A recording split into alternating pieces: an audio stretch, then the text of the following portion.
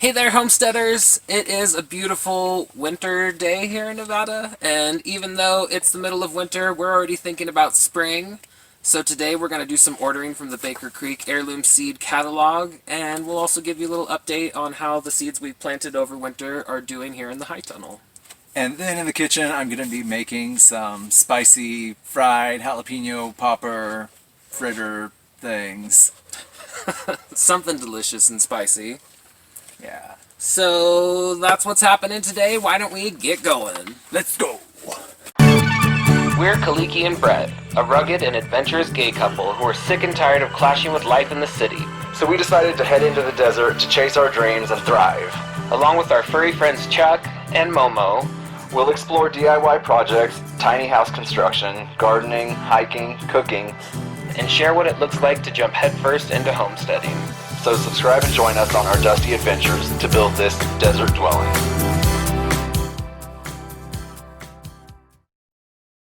Always being a creep back there.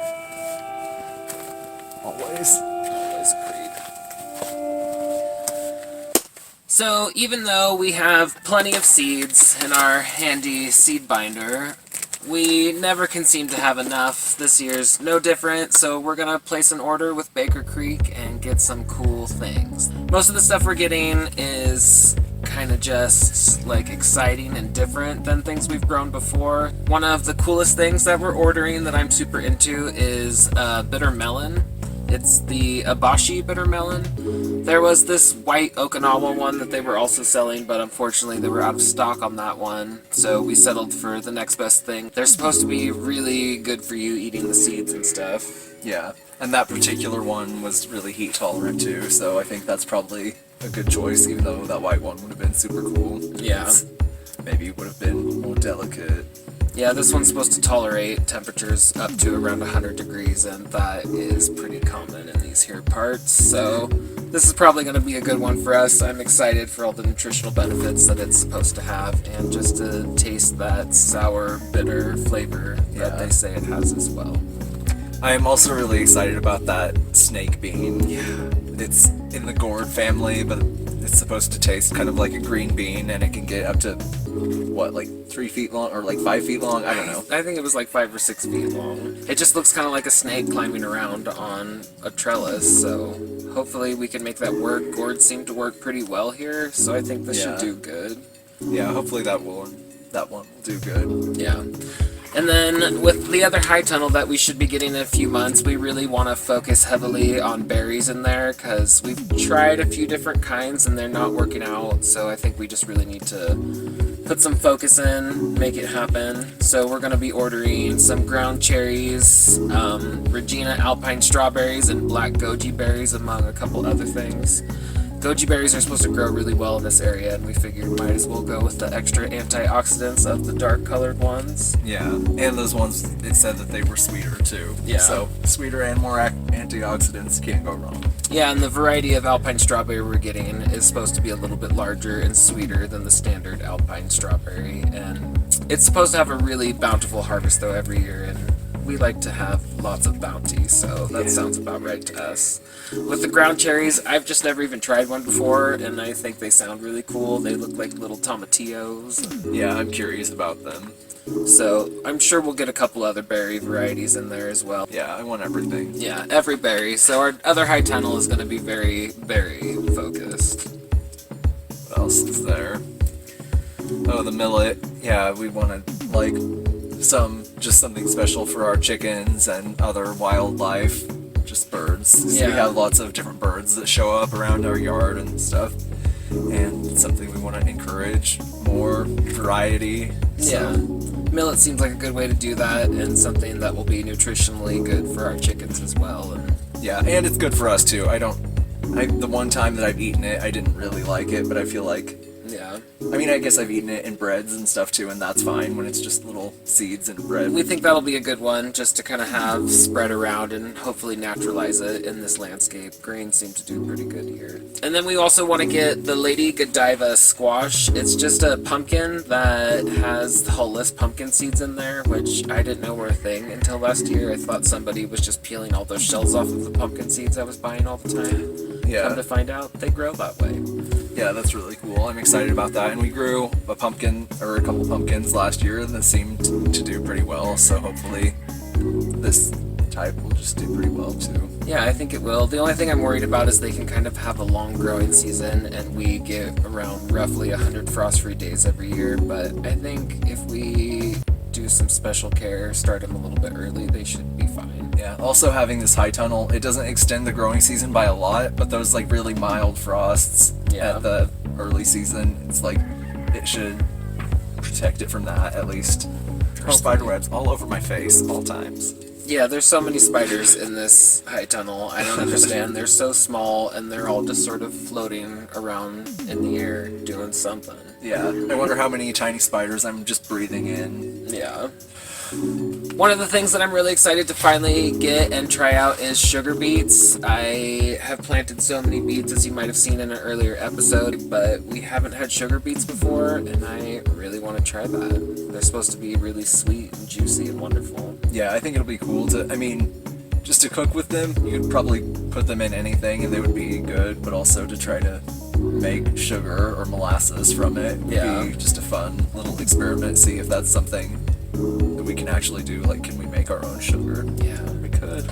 We also like to use a lot of cumin, and for some reason I just assumed that isn't something that we were ever going to be able to grow, but apparently we should be able to grow it pretty easily here, so I'm excited to try that one out.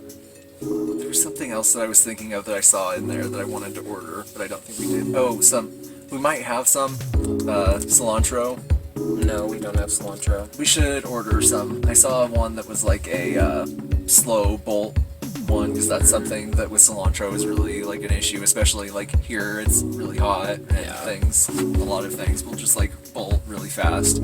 So anything that's like slow to bolt or something is always like helpful here. Yeah, I think we definitely need to have a very herb-focused area, because they all kind of seem like they can either go really great or terribly wrong real fast. Yeah, that's something I want to have like year-round to like figure out indoor herb garden and stuff like this coming year. Yeah, like, I think our cabin will be the perfect spot to have all of those just in that sunny corner. Yeah, it's something I was definitely like missing over the winter. I like in the summertime just being able like, oh, grab some basil, grab some dill, grab some of this and throw it in whatever you're making. Will just automatically taste better if you have fresh herbs around. Yeah, that'll be so nice. I'm also sure that we will be heading into our local nursery to see some different plants and plant them here and there as the season gets closer. But for now, we just wanted to put in an early order for seeds and make sure that we got some, because I think they're going to be in high demand again this year. Yeah. On top of the seeds that we're going to be ordering, we also have these Cheyenne pepper seeds and Sugar Rush peach pepper seeds from our friend Little Salty Homesteader down in Texas. Super excited to try these seeds out. We don't have a lot of success with peppers for some reason, but yeah, this is the year though. We're gonna figure it out. Hopefully. Yeah. And then our friend Rachel sent us a packet of Taiwanese sword leaf seeds, also known as choy. She said that she bought some from an Asian market, and it was the most amazing, like warm, toasty, popcorn-smelling green that she had ever cooked, and couldn't resist getting some, and I'm glad that she sent us some too, because I really am excited to try that one out. Yeah.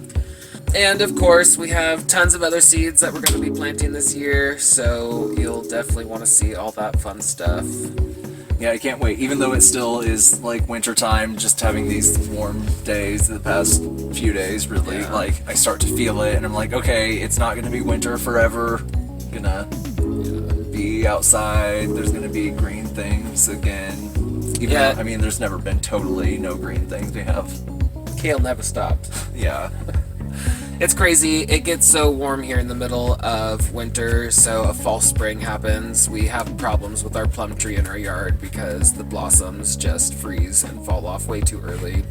This year seems particularly early for this spring, though, so hopefully the things that are starting to sprout unexpectedly can weather the cold that's still inevitably coming. Yeah. So Kaliki's going to show you around what we have still growing in the high tunnel, and then I'm going to take you and start making those jalapeno fritter things. Alright, sounds good. So let's go do that.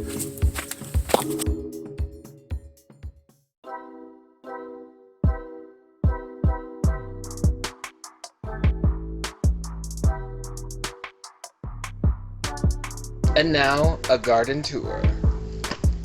Come on!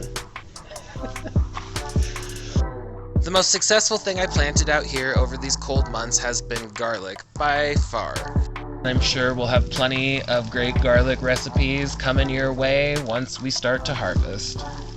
We did also plant some radishes interspersed here with the garlic. They have not been taking off as well as I had hoped, but they're coming along now that it's warmed up just a little bit. I just want to try the sweetness of a green radish. Hopefully. Fingers crossed. I don't think I showed you guys when I planted some of this cover crop mix, but it is starting to sprout right here. It's got a mix of 10 different seeds that are all inoculated so that nitrogen fixation can happen more readily in the soil. It's got things like daikon radish, hairy vetch, fenugreek, just to name a few, so excited to see that that's starting to sprout here. Looks like it is going to be a good cover crop, and I am going to be spreading this around so we can get lots of good green manure going. There is also lots and lots of little sprouts coming up here along the base of our compost pile that we're trying to break down. I think these are actually radish seeds from all the radishes we had growing in this area, but I could be wrong. Another thing that I think it could possibly be is arugula, which just spreads like wildfire here, and we're okay with that because we love it.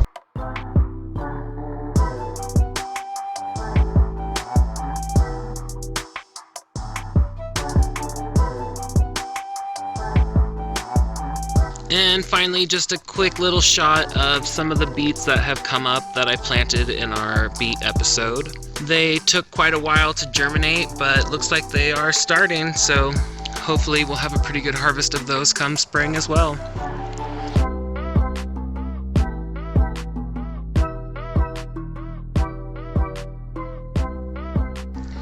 Well, that's it for the little tour of what we're doing here in the high tunnel. Why don't you guys head over to the house and see how it's going over in Bret's kitchen.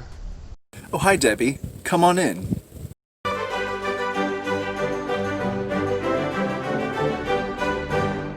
So I'm going to start today by taking some almonds that I have soaked overnight, peeling all the skins off of them, and putting them in a blender.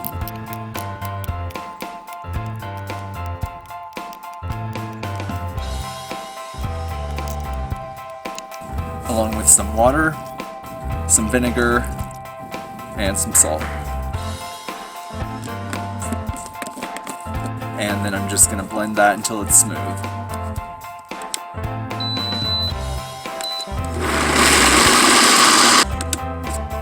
Into that, I'm going to add some cilantro that I will chop up.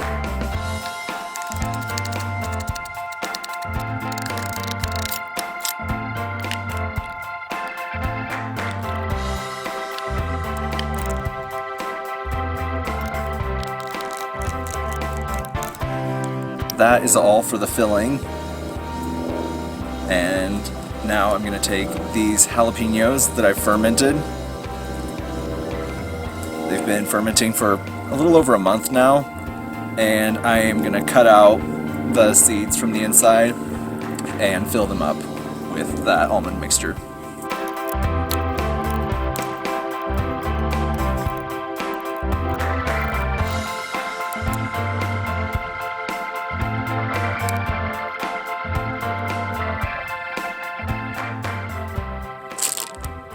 So I've put my almond mixture into a bag with a hole cut in one corner, and I'm just gonna fill these up with that. Now I'm gonna make a dough to go around the jalapeños. For that, I'm gonna use some white corn masa, a little bit of vegetable bouillon base, and some water. Just mix that up together till it's a dough-like consistency that I can form around the peppers.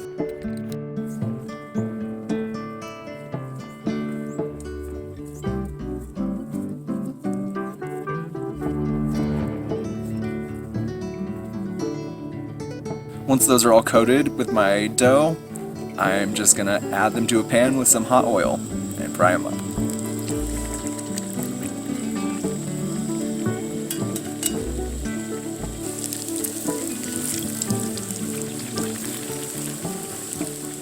fry these until they're golden brown all over.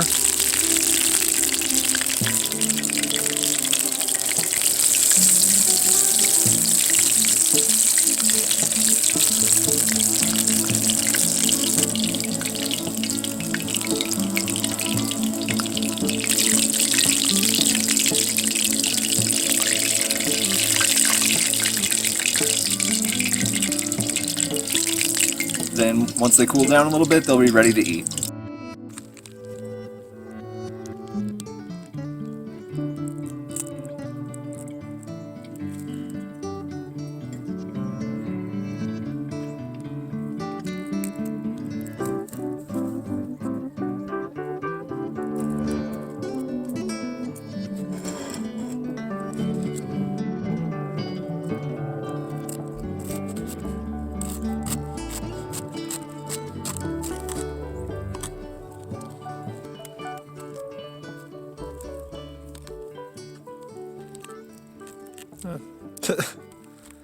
Well, It's filming, it's real? yeah, it's filming, it's real. These look so good. They're so cute. Yeah, hopefully they taste as good as they look. I'm just so scared it's gonna like hot lava out at me. You think I should go for the big end or the little end? I was going for big end, I don't know though. Let's do this.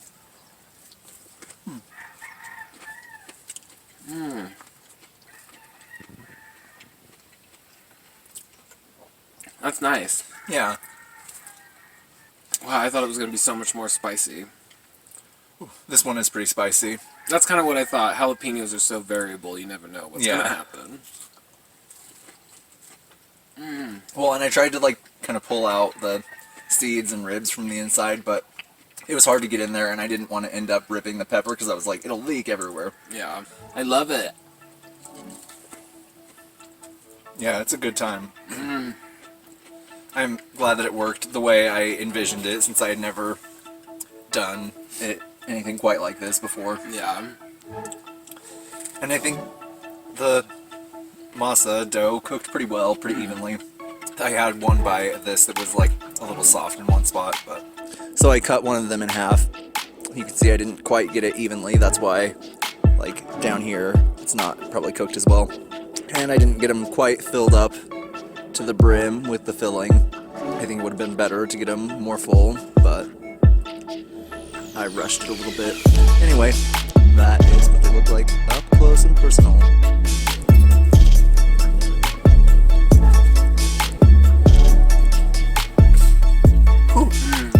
It's getting to me. It's good though. You could do this with like a smaller sweet pepper too. It would be fun. I'm gonna go for the small end this time, see how that works out. Yeah. Wow. Oh. No, you just ate a half a jalapeno all in one bite. Yeah. Dangerous. Ooh, this one's spicier than the first one. Ooh. Look at the drop. So good. Yeah, it's a good time.